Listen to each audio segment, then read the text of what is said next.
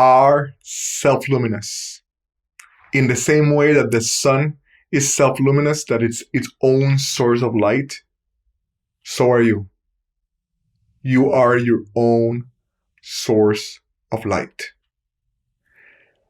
I understand and I honor that your heart has likely been broken a number of times, that your heart might be aching right now, and that it is hard to come to terms with the truth of your own light under the conditions of your lived experience.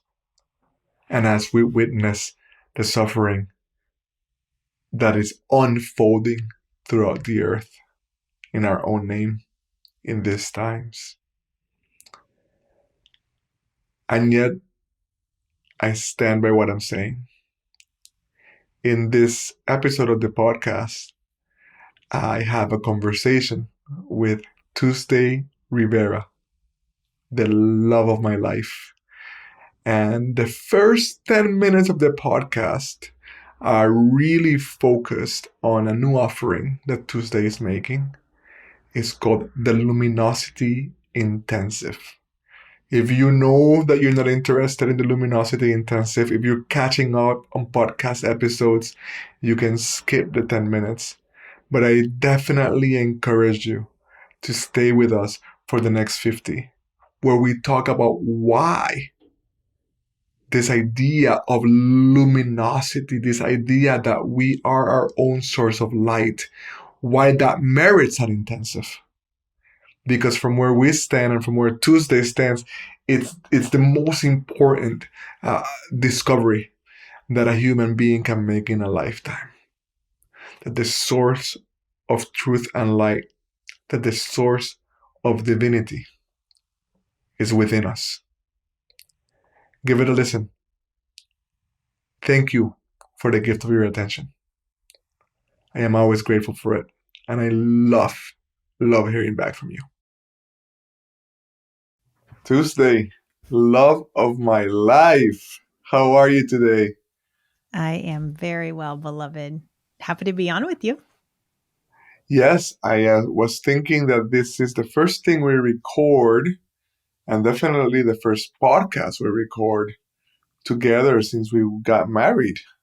Yes, that's right. Wow. Okay. That happened.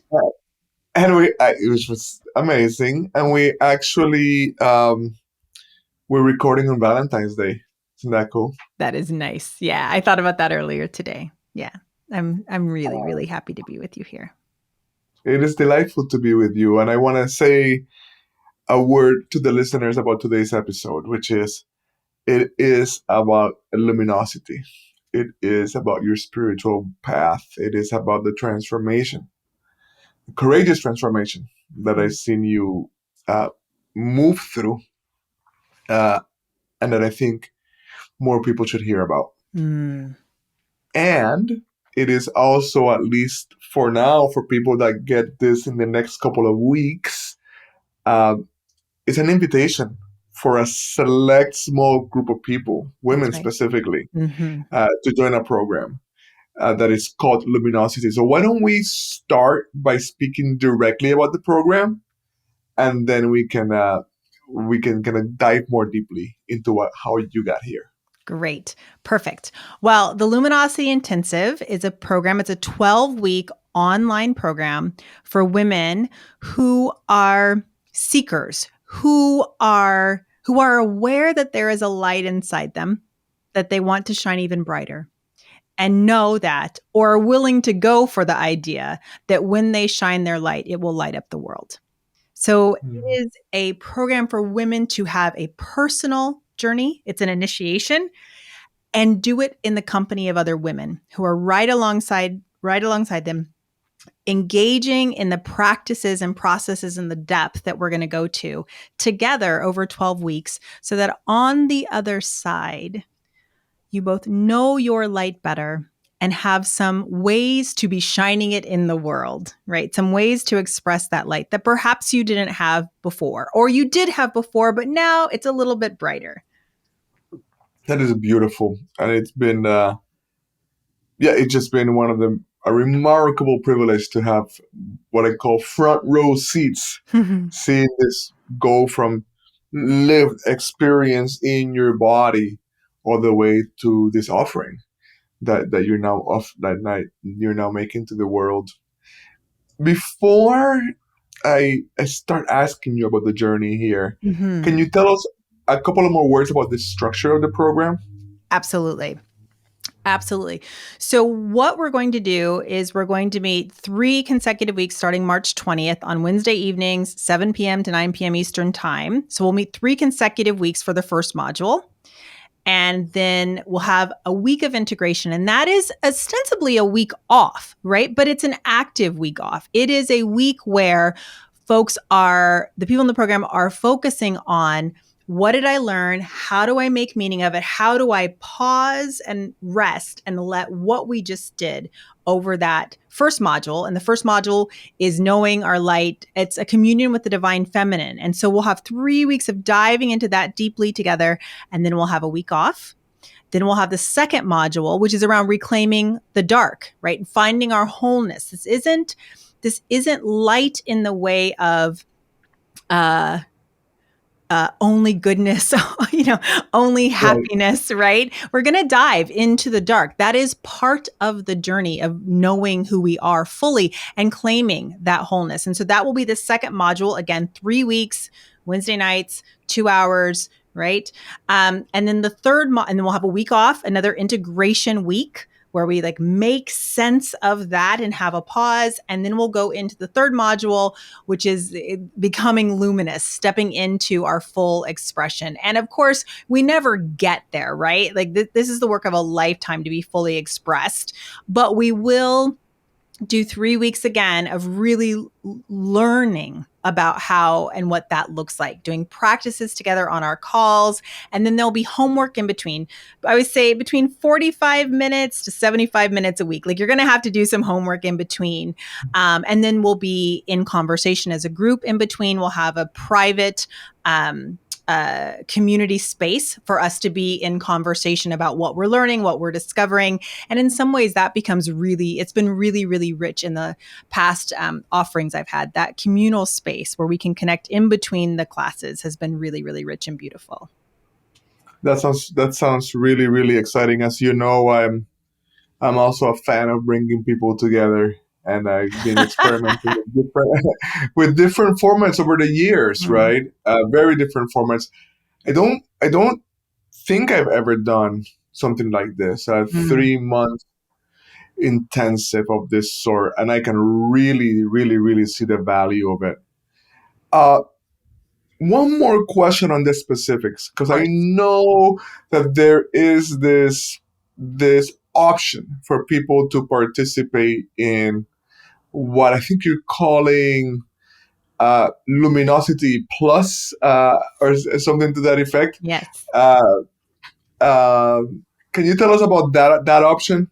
Absolutely. So, what I just described is a Luminosity program that will be available to everyone. Included in that program is one-to-one session with me where we can set intention, do a bit of coaching to kind of get you oriented to the program.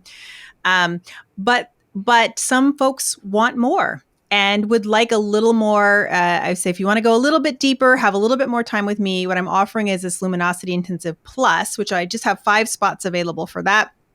And then that will include 3 more one-to-one sessions with me. And those will be intuitive coaching sessions. And so they will look different for every person, but we will be doing things like diving more deeply into your experience of the divine. We will be doing things like leaning in even more to intuitive practices around what is happening for you and what is next for you. So if folks want a little more support and a little more depth, although the foundation program is going to go plenty deep. But for folks who know me or want to go a little bit deeper, we have the plus option for a few slots. That's awesome. That's awesome. I just want to say about that that I have the blessing, the privilege, the grace of being married to you, and so in that way, I have access to your smart Mhm. advice all the time, and it's almost always different and unexpected than the Mm. way I'm thinking about a situation, which I think is an incredible strength that you bring. But I also want to say that this intuitive guiding coaching work that you do feels different from me. Hmm. Uh, there's something about it in which you are literally drawing on other forces. There's something about entering into that space with you. So we have our day-to-day life working through whatever we are each working through, and then periodically, and I think with increasing frequency, I say, hey, I actually need a session. And in that Hmm. session, you open up uh, to just other guiding forces. And I know that when I'm sitting with you in that, I'm not only getting the wisdom that comes from you, but it's a deeper wisdom. And I'm also getting,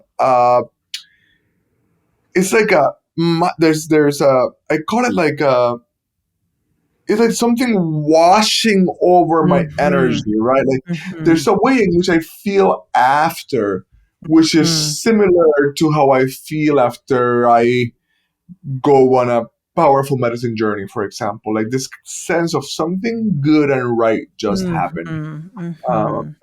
And I just wanted to lift that up for people that are thinking about this. Well, I really appreciate your saying that for a couple of reasons. One is that this isn't like just going into coaching with me. So I have coaching slots, and this is a different experience. It's actually we will sit together and move into a deeper, different space of consciousness. We'll move into a different realm, if you'd like to say it in that way.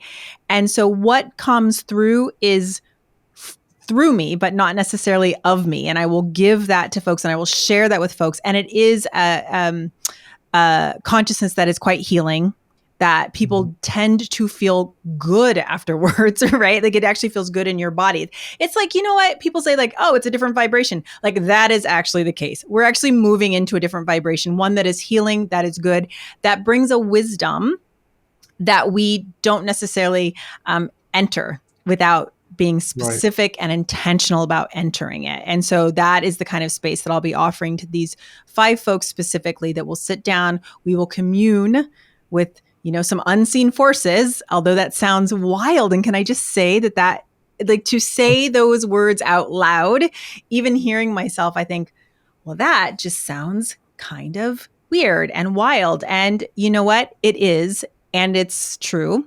And it's available to folks. And after kind of years of devotion, I think that I can make it available to folks. And so I wanted to offer it. And I wanted to offer it for the folks who are willing. I am absolutely delighted to know that you are finding ways to bring this out to the world, and I'm right there with you on how some of this language can sound, and the unquestionable fact that it will put some people off, right? But it's like we're coming out, right? Yeah. This is what orients our lives. This is a source of happiness and well-being. It's a source of strength when things get hard. It's these are the most important transformational forces in each of our lives. However, they manifest differently, right? But it does feel strange. What's starting to feel strange now is putting them away somewhere, Right. compartmentalizing them away from our work in the world. It doesn't make sense because this is always with us. It's how we are, who we are, and who we're becoming. I think that's right. And I feel like one of the challenges in front of me and in front of us is to figure out a way to articulate this so that it can be received. Because I know people have experiences they can't explain, they have intuitions, they have communions, they have experiences that are outside of the realm of what most people kind of know, and they don't know where to put them. They don't know how to make sense of them. They don't have anyone to accompany them. Um, so so I think part of what we're doing is saying, like, actually these happen all the time. we can access them directly. There are practices and processes to gain a deeper wisdom and a deeper knowing and commune with unseen forces, right? And it's not that far away. So for me, part of like what's next for me is what is the vocabulary? What is the way I talk about this? And it may be a way of articulation that just works. Or, and what I'm finding is that it's like a way of articulation with the person in front of me. This is a person who might have a deep love of nature. And so we'll talk about signs they've seen in nature or messages they get from trees. Or it might be someone who has a deep ancestral process. And so we can talk about hearing, praying and hearing from their ancestors. I'm not interested in making it happen one way for every person. What I'm interested in is those of us who know that the world we want is bigger and deeper and weirder and stranger and more beautiful than what we give credit to as we walk through the world is actually available and engaging with us all the time. And we have to find a way to engage with it. Ashe, I cannot agree with you more. It's it is, I understand that entire, let's use the word civilization, quote unquote, an entire civilization, quote unquote, has been built on a materialist worldview, right? Mm-hmm. And that is the the civilizational structure that it is rapidly leading us down a path of self-destruction, right? And so to not reclaim some of this ancestral wisdom feels irresponsible. I do feel like I also want to say that in talking about this, I love how you talked about these experiences that so many of us, if not all of us, have that we don't have words for. And on the other side of that is we live in the age of Instagram shamans, right? We live Right. in the age of somebody takes 3 ayahuasca journeys and now they feel like they're ready to guide people, right? We live Mm-hmm. in this age of people just what if we're gonna speak it with more compassion, just wanting, right, to be more significant Mm-hmm. within a social and cultural structure that that is depriving us, so many of us, of meaning and of belonging, right? And so there's also a lot of really ungrounded talk about these things, Mm-hmm. and Uh-huh. I feel like part of what we are bringing uh is a rigor, right? Mm-hmm. And decades of devotion and commitment, Mm-hmm. and even a generational perspective Yeah. to what it means to at least stand in proximity to lineages, right? Right. And to teachers, not just kind of self-declare. But Yeah. right, there's Yeah. something Yeah. about that I think matters. And both of us come from like really having our hands, getting our hands dirty, trying to make the world a better place, Right. right? Working with organizations, working with leaders, working with people. So there's a groundedness, I think, that that I want to put a stake in the ground for, as we talk about this work. Yeah, yeah. I'm smiling because I've said to you forever. Well, I'm not one of those podcast girls. Like that's become like our shorthand for Gibrán and I to talk about. Like I go and I listen to these podcasts, and people are having all these mystical experiences, and then they just change their life, and I'm like, that doesn't happen to me. That's not like my experience. I mean, except that it is, but I don't.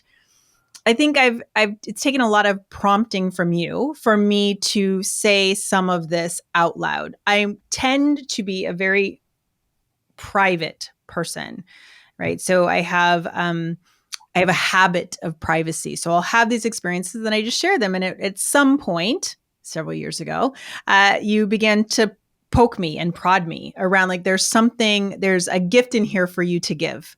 And so I've just been slow. at trying to determine what is mine to give, what can I actually stand behind, what is not my aspiration for who I'm going to be in the world, and selling that, or projecting that as what is right now, but like what is actually happening for me right now. So this intensive is very much a reflection of my own journey and my own process.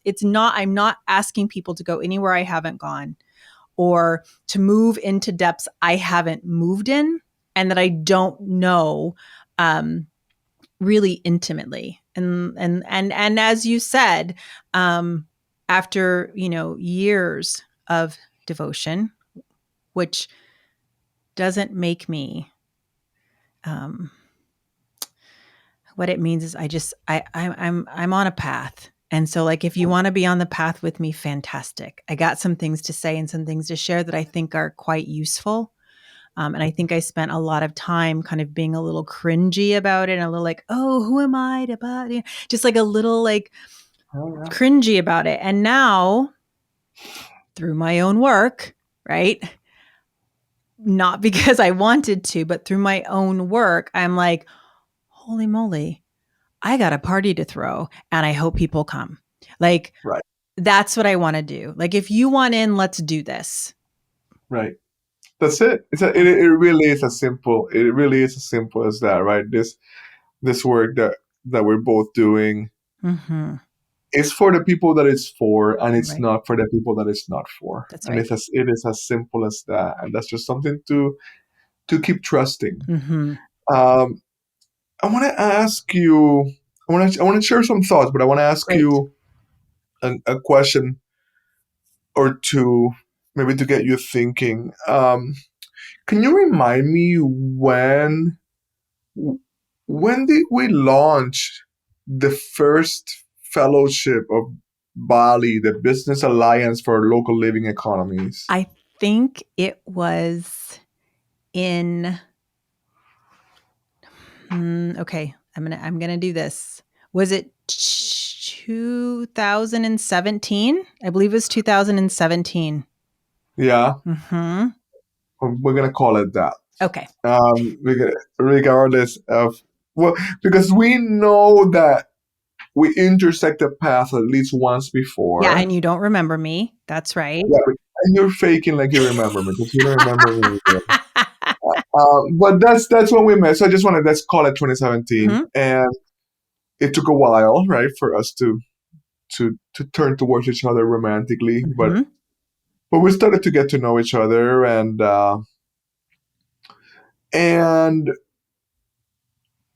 I've just seen both your life and mine being turned inside out in that number of years, right? So if it's about 7 years we're talking about. Oh, right. So probably, yeah, yeah, a little bit more. Which is the kind of cycle, right? That makes for big changes in people's life. Yeah, it is more than that. Sorry for my math. So I would love for our listeners to learn some about how you got here. And I'm not pretending that your path began when we met. That's just my point of reference, right? Right. I know that you've had to overcome impossible experiences, devastating experiences, from your childhood to become this light that you are today. I just love to get a little bit more of your story. Great. Well, feel free to direct me because you know my story. So if there are things that I'm missing that you think would be helpful to hear, I would love to. I'm happy to share. But again, I have a habit of privacy, so don't always think of them. The place I want to start is I'm going to go back. I think I was like 3 or 4, and I was sitting on my back porch, and I remember this clear as day. I was sitting on like the back patio. We lived in I don't even know, do they call them the projects anymore? We lived in public housing. And I was sitting on the back kind of like cement part right outside the door. And I looked over and there was a big black spider. And I thought, the spider's going to bite me. And the spider crawled over to my foot, went onto my foot, bit me, and then crawled off. And I walked in, I ran inside and I said, Mama, a spider bit me, a spider bit me. And she's like, what are you talking about? But she said I had what looked like a cigarette burn on top of my foot. And I remember going, lady, a spider bit me. I told you what happened. And I remember that has been the reason I tell that story is because it was an early example of me having a little intuition. I looked at that spider, knew it was going to bite me. That's what happened. And then sharing what happened and having it, it's not like my mom was like, no way, or get out of here, girl. She just like couldn't really believe a spider bit me. So even when she would tell that story years later, I've still got the scar on my foot. She would say like, yeah, she said a spider bit her. And right. So I share that because there was a little bit of intuition there. And then there was me my whole life being so clear that a spider bit me, no matter what anyone else said. And so that is a little bit of how I got to here, right? Okay. A little bit of how I got to here. In that, I would go on, and even at that point, I was having a lot of trauma, or a lot of early trauma in my childhood, a lot of sexual trauma by the people closest to me. I don't know if you wanted me to go into that, but just like a lot of early trauma where what saved my life was two things: an intuition to try to get myself away when I could get away, which wasn't often. I was a child, but a well-honed kind of sense of what was happening around me, and a belief in my own understanding or what happened, right? So like you have this child going through a really chaotic, very violent, very scary early childhood that was just learning how to resource herself, how to believe herself, how to know her own self. And so, and of course, there's a lot with that and a lot I could share, but I think that kind of compass feels like Yeah. part of what is followed through and part of what's here. When I was 5 years old, my mother got me into gymnastics, which was another huge part of my life. I became a serious competitive gymnast. And that is, with all of the sexual trauma happening around me, that became incredibly important to me, coming home to my body in a way, in a regular way, all of the time. And so that is a huge part of my practice. It'll be part of the intensive. We're going to dance. We're going to move, because there is something about being able to come back to your body that like reorients you to your compass, that reorients you to who you are, a divine being in a body, right? That's like incredibly important. I was raised, as you can tell, I talked about like being in the projects. We didn't have much. Like that's just the truth. I was raised in public housing, and then we got a trailer. So I was raised in a trailer park. Like, I think people have ideas about that, but it's just worth saying. And then we moved to an all white environment. So I became a mixed kid in an all white environment. And again, these are circumstances that make you really aware of your environment, and the validation comes from inside, right? So like that feels like a drum that I beat on my life. Thank you for the gift of your attention. If there's something here that resonates for you, something that feels true and good, think about a friend that you could share it with. We curate for each other. And that's the only way the good stuff spreads. What you've been through, the only words I have for it are pure devastation, right? I think the term torture is a very important word to use, and I know that I can use those words with your permission and consent. Just for Absolutely. anybody listening that's wondering, what did he just do? The So part of what I'm hearing in what you're saying, and I know we're just part of the way there, but this is part of what I notice as somebody that focuses a lot on helping people to heal, right? Is that there's something about the story that we tell ourselves about what happened, right? That either helps us to leverage our way out towards some sense making, some meaning making, Mm-hmm. or helps us to spin all the way into more darkness, Mm-hmm. more replication of the pain and the suffering. And I'm not pretending for a second that we are directly responsible for how that happens, right? I mean, we're talking about children in the end, right? Yeah. Like, what are the. But there's something about what you have chosen to do with your story that is with your life, given your story and you contending with what you've experienced, that is certainly, since we're talking about luminosity, a light post, a lighthouse for me as I approach healing work. Right? I'm Mm-hmm. like, well, I know that these miracles are possible. I know that horror can turn into light. I don't only know it from my own life, in terms very, very different experiences, but I know it from witnessing you are so close and from witnessing people heal around me. Yeah. And, you know, we've talked about it quite a bit. I do think there is something in my very nature that is inclined toward meaning making, is inclined toward um, personal reflection, is inclined to think about this childhood, which was absolutely what you're describing. It was torturous, and I was tortured in many ways.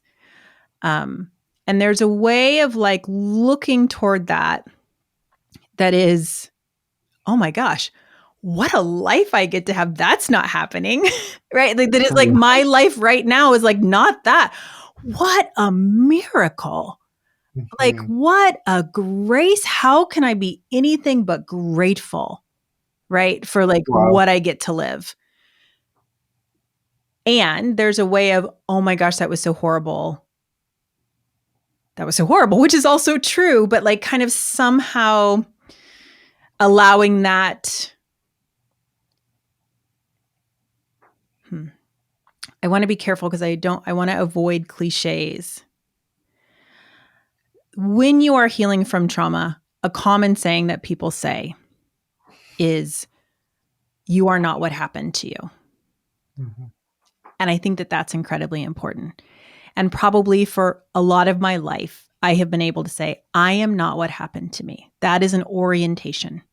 I will not be towed under by that current to say that that's what I am. Right. Mhm. So I think that that's an orientation. However, as I do this spiritual work, as I have spent my life, and turned to a therapist, I think at 20 years old, and was like, some shit happened to me. I have also turned toward it and said, I am what happened to me. Wow. Wow. And that's amazing. And Yeah. that's miraculous.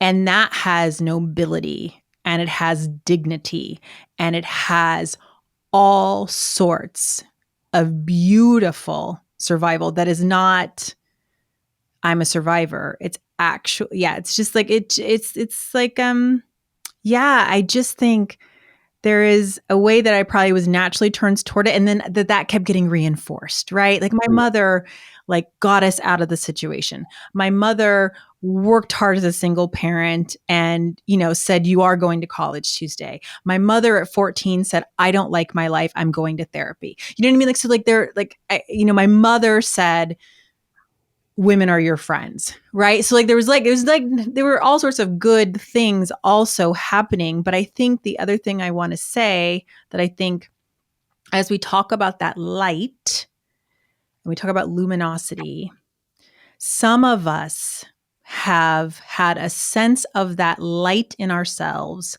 and have had to dim it, right? For safety or to fit in or because it made us a target. That's right. that light. That's right. That's when the predator is after that That's light, right. whether they're aware of it or not. Exactly. And so then we become afraid of our light or afraid of these different pieces. And so this luminosity is like, and my own process, right, is like actually owning that light, seeing it as something not only worth being protected, but actually inviolable, right? That is something behind it that I can say, I am not my trauma and I am my trauma. And it makes no difference to the light, except that the difference is, how I experience it, right? Beautiful. That's so beautiful. You used the phrase Tuesday. It's funny to call you Tuesday. It is funny. You used a phrase where, what is the phrase? Something about the wound. Is the portal. The wound is the portal. Yeah. Can you just say another word about that? Yeah. So I almost named the second module, The Wound is the Portal, right? Instead, I talked about reclaiming the dark and finding our wholeness. But I have a very strong belief that which has hurt us, when we turn towards it, when we move through it, it is the portal into our kind of next, deeper, truer, more authentic self. That often we become so afraid of our wounds, we stay far away from them, we go around them, we build up all of these different pieces to not have to be with the wound. And my experience is, yeah, that'll get you somewhere. But if we want to kind of become our brightest selves, and not even our brightest selves, our truest selves, like that actually that wound is where it's at, right? And Sally, my former teacher, Sally Kempton, who passed away last July, she talks about Tantra says that which brings you away from God is the way that you will be brought back to God. Mm-hmm. And so if I believe that, then it's my responsibility to actually go into those wounds that would take me away from myself, take me away from God, take me away from other people, that I must look them in the face and move through them. Amen. Amen and ashe. I love that. Yeah, I mean, I've heard you say that so many times, and as you brought Sally Campton in, it was almost like that grace touched my own heart. Mm-hmm. The awareness of all the things that I have struggled with, how continue to struggle with, how the harms that I myself have caused are all leading me, if I allow them to, back to myself, back to the truth. Mm-hmm. That is an unquestionable fact, certainly in my life. I want to say a couple of words about. I started to write the newsletter where I'm hoping to share this podcast and video. And in it, I say a couple of things that I want to bring in, given that your program is called the Luminosity Intensive. I name that my spiritual master, the most important lesson imparted unto me was that happiness lies within. Mm. And that over time, I have come to pair that lesson with the knowledge, the trust, the faith, the experience that each and every one of us is self-luminous. Mm. And then I always bring up the sun, right? The sun is self-luminous. It is its own source of light. And it generates, Mm-hmm.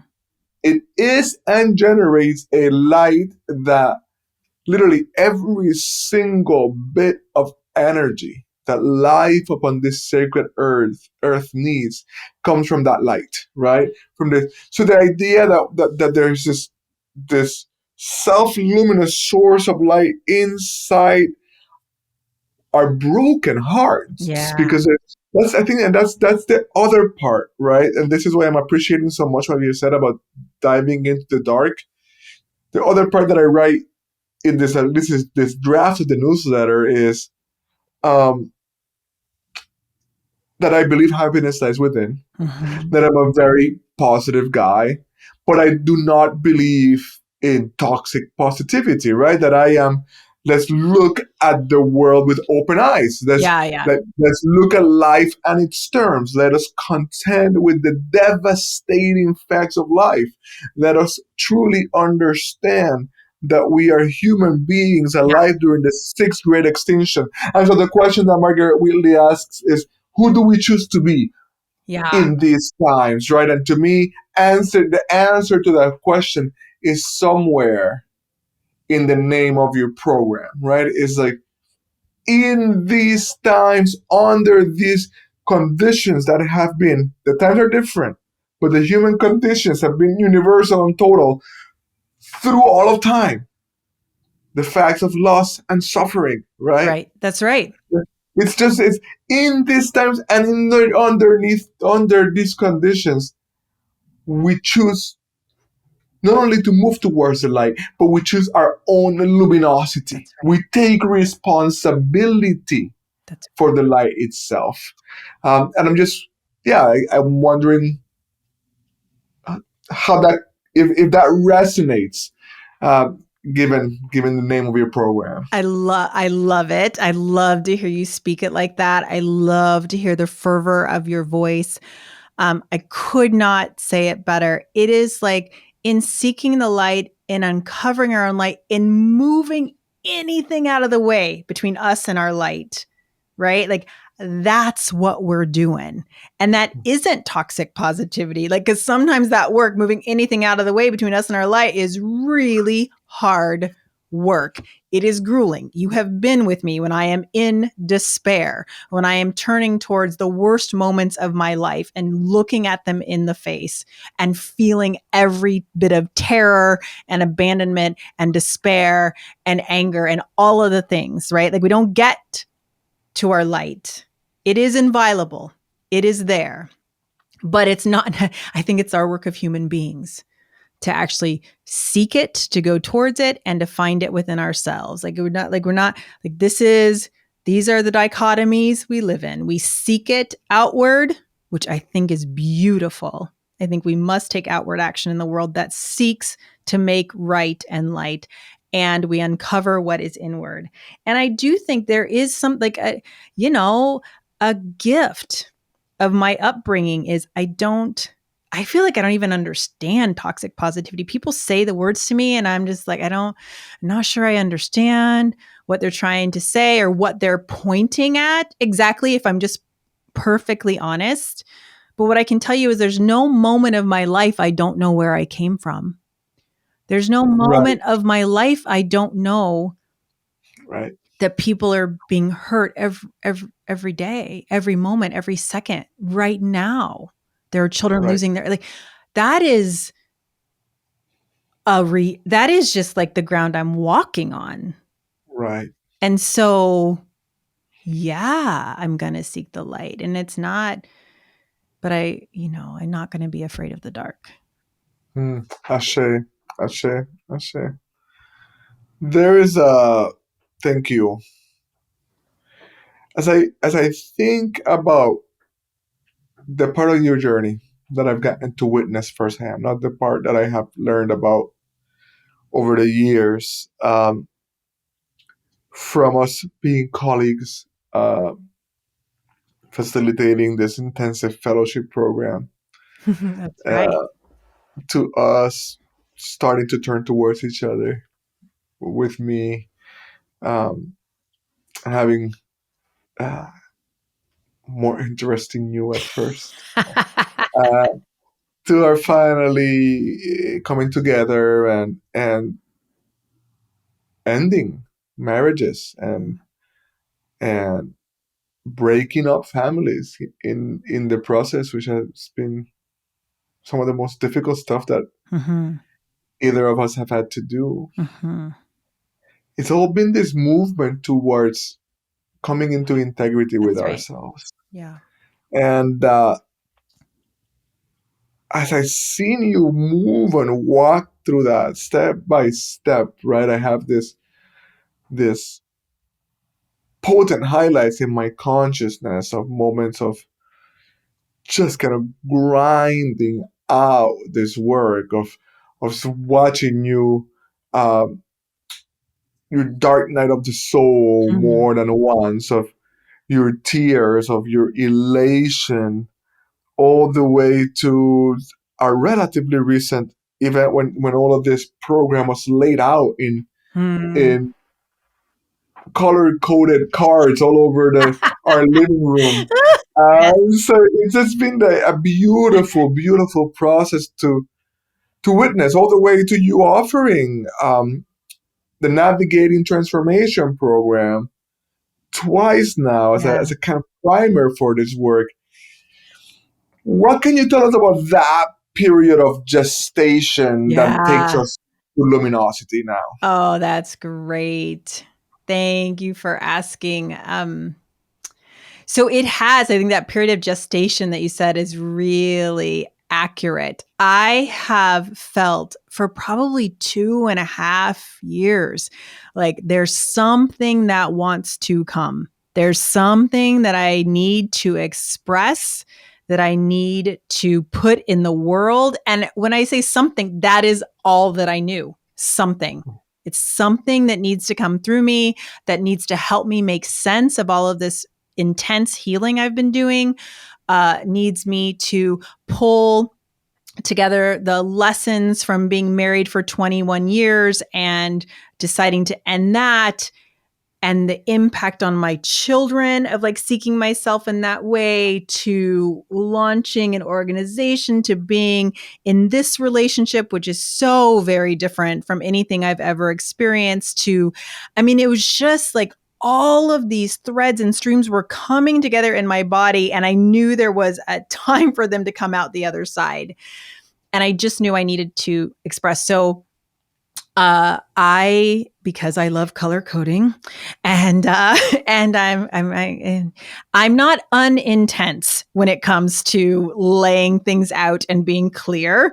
I spent 2 days going through old journals and um, and places where I keep my learning classes that I've taken, and I just laid out like, here's what I'm learning. Here's who I think it's for. Here's what I want to do.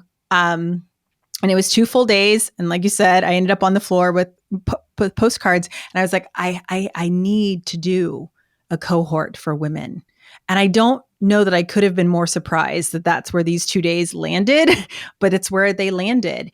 And so, in my excitement of, I want to do this cohort for women, it was like, well, maybe I could do not just launch a huge cohort. Maybe I could do a couple of Trojan mice, as you say, and see how I want to bring people together. If anyone's even interested in working in this way, I think we want to dance and do guided imagery together. I think we want to learn content about source. I think we want to, I think these are all these ideas I have, but let me just check.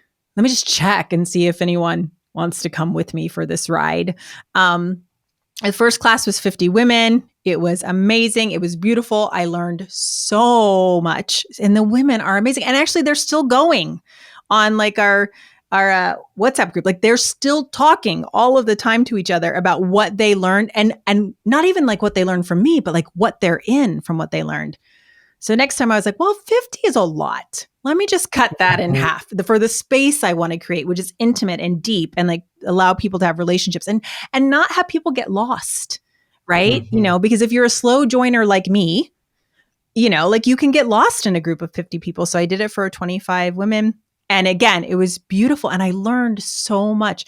And part of what I learned is that I must be braver with what I'm speaking and giving. Ashe. That when it serves less when I'm trying to be inclusive to the point of ambiguity, or when I try to make it somehow, the only word that's coming to me is palatable versus kind of just say what I mean. So this is Right. why luminosity, these are part of the lessons. Like we're going to talk about source, but we're going to talk about the divine feminine because that's what I bring. I bring a Amen. goddess devotion. And so Ashe. you do not have to have a goddess devotion to be part of the intensive, but you do have to be able to talk around a divine feminine. You do have to be open to the idea. You can think of it as archetypes. You can think of it as stories that are helpful. It doesn't really matter. But what I learned in the Navigating Transformation 2 series, in addition to there being amazing, incredible women who are interested in this and that they will come together into a community if the conditions are set correctly, is that I got to be more courageous about what I'm naming. I got to be more clear and I got to just go for it. Every time I just went for it, I was received. And so that's what this will be.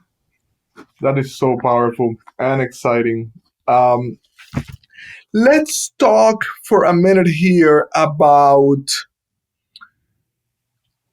the divine feminine. Or why don't we start before that with why women? Right. So, primarily because that's who I want to be around right now. That's who I want to be on this journey alongside in a real way. My early life, we talked about my mom saying women are your friends. We didn't talk about my early professional life was in anti-domestic violence and anti-sexual assault work. So I came up and cut my teeth on all women environments. I don't think I've ever had a male boss. Wow, what a blessing that is. Wow. But that will shape you. Yeah. Right. So then as we did this other work, as you and I worked together, I found all these amazing men. And so it was a surprise to me that like I'm kind of coming full circle and wanting to be with women again. And part of that is, well, I really like being around women. I like what we bring. But part of it is I think that the divinity that I am devoted to, there is an essential feminineness to the nature. It is grounded. It is receptive. It is, I'll do the hard thing and then I'll laugh and make dinner afterwards. It is, it's just, there's something about the essence, the creator essence, right? We create from our bodies, right? In a way not all of us choose to, not all of us can, of course, and I don't want to get caught up in that, but there is something essentially possible when women gather that I think is like if you could see me, like I'm just like it's like powerful and it's like almost like from the earth up to making change. And so I'm interested in that particular energy. I'm interested in that creative energy that is deeply grounded, that is deeply generous, that is deeply felt and somatic and of the spirit. And so did I answer your question? You did. You got it. This is what I asked. This is what I asked. And I'm just deeply moved by it. And I want to share some words about how you and I talk about it between us. But before that, I want to go back to what I was saying earlier about our quote unquote civilizational context, right? Which is, there's like a self-terminating aspect of the model. The model is it will tend to terminate itself. It's and I am sure if we look at history, we will find a pattern, but for it to be so global, it's devastating. And I am of the firm faith and belief and understanding that it turned towards the divine feminine is at the heart of any possibility of survival for this particular species. And let's imagine is not even survival, for being with the moment, right? This moment. And I want to say, the last podcast episode, right before this one, I did it with one of the non-binary people that I have sought to build relationship with, and this person, Sol Gonzalez, has been an important teacher in my life over the years. And so we often talk about where does our work fit um, in this world where the gender spectrum is Mhm. is being highlighted and more clearly seen. It's Mhm. always been there, and gender expression is much more fluid. And people, and what the way we've talked about it is awesome. That Amazing. Yes. should and must happen. And for some of us, right? Not all of us. For some of us, there is something that we embody or inhabit. There's a way in which you happen to be a person that was assigned female at birth, right? Mhm. That also feels like like the feminine Yeah. archetype is expressed through your being. I happen to be a person that was assigned male at birth that also feels like that masculine energy is expressed through my being and through my body. Now, too many people, right, are cornered into those expressions, Totally. and that's Absolutely. completely wrong. Absolutely. But it cannot be wrong for those of us that self-identify in this way, uh, to express in this way. And when we talk about, or when we have offered work for couples, and when we talk about developing further work for couples, we also talk about that. Not that it has to be um, embodied in the specific genders, but that we are actually playing with a masculine feminine polarity Mhm. that we have found incredibly rewarding in a Mhm. in our relationship. And what else can we bring to the world but what we know have tasted, but what we know have tasted and are committed to. I just wanted to. Yeah, I really yeah, look, all we can bring is ourselves. And and and bringing that without shame or contraction. I just don't know another way to do it. I just don't know another way to do it, and I would not encourage anyone else to do it in a different way than their fullest selves. And however that shows up. And I think a couple of things to say is the intensive is for women, navigating transformation was for women. And if at any moment you had gone on to those calls, you would see a wide variety of feminine expression, right? And so it has to be like one way or one thing. I simply ask that people have some sense of woman inside them. Well, I didn't say what that looked like for them. I just, Right. so there's some, and when we talk about it in the class, we talk about the different energies too, right?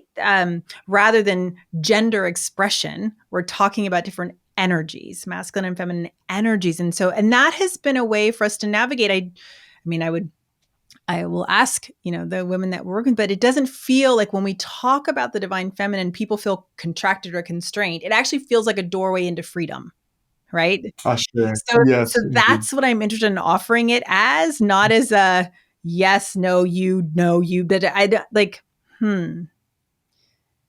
if you feel that you can access womanness inside yourself, right? Great. Welcome. Here we go. And even if you can't, like, we can hang out and do other things together, right? But, and, and again, I just want to say, like, if I just thinking about the very last class, like, if I look at that screen, our expression of the sacred feminine looks radically different from each That's other. right. And that is, in our tradition, right? Goddess is a diamond with 1,000 facets, right? Ashe. And so, like, I got one, and I'm going to shine it as bright as I can. Ashe. You're doing a beautiful, beautiful job of it. Uh, what a wonderful gift it is to speak with you and to hear you share what I have seen brewing and inside you for so long. Uh, feel comfortable taking a minute here. Mhm. Don't feel rushed. We're about to Mhm. close, and if we make contact with that same divine that we've been invoking, is there anything that has not yet been said? Anything that you would leave us with as we close this episode?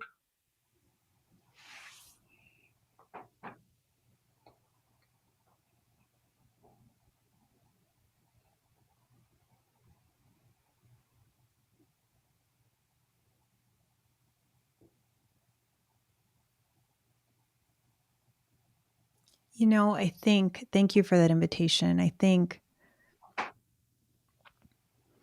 if folks are still listening, right, thank you for getting to the end of the podcast. And I think I would just invite people to go into themselves and